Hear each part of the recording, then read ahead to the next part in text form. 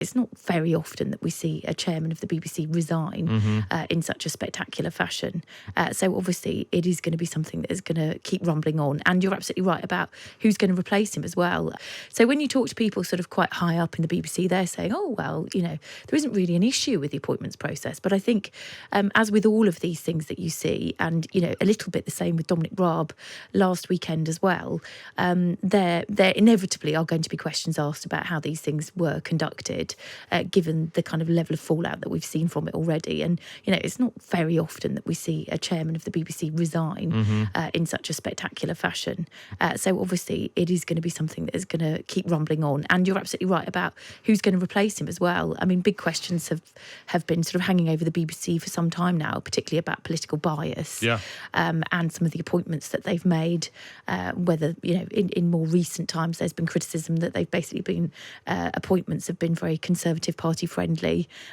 In previous years, it's been the other way around, and there's been suggestions that it's a lefty bias. And obviously, they're conducting their own review into bias anyway because of these accusations, which are never far from the sort of front pages whenever there's a row. So I don't think it dies here. I think it will go on. I think it's difficult for it to kind of necessarily be sort of front page news moving forward because he has fallen on his sword finally and he has gone. But he's gone in such a manner that it's not just he's gone because he got something wrong. He's gone in such a manner that suggests he never should have been there in the circumstances in the first place. Absolutely. And you keep hearing this. I mean, like there was a minister quoted as saying, a minister under Boris Johnson, rather, anonymously quoted as saying, at the heart of everything that goes wrong is one man, Simon Case. Everyone seems expendable in the case of his survival, in the cause of his survival, rather. Is this going to come back to Simon Case? Is Simon Case kind of phase 2 of the story? Well, you have to read the Sunday Times tomorrow, I would have thought. I mean, I think it's not a bad assumption. I should say for listeners, there was a look on Caroline's face when I said that, which makes me think I definitely do need to read the Sunday Times tomorrow. Although I, of course, would be anyway. I mean, I think yes, I think you're absolutely right. I mean, I think there is a kind of level of frustration, particularly amongst civil servants, that sort of all roads seem to lead back to Simon Case, and that whenever there are questions about sort of propriety and ethics and whether things have been done, in a manner in which they should have been done. Simon's name seems to crop up, and I think that this is no different.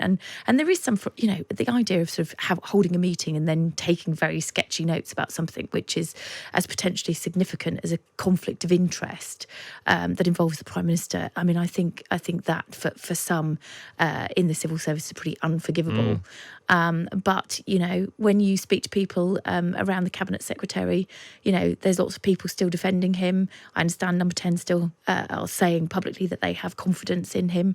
But I do think that his position is one that comes up time and time again, whether it's, to do with Dominic Raab, whether it's to do with Partygate, whether it's to do with those text messages that were uncovered by Isabel Oakeshott during the course of the pandemic.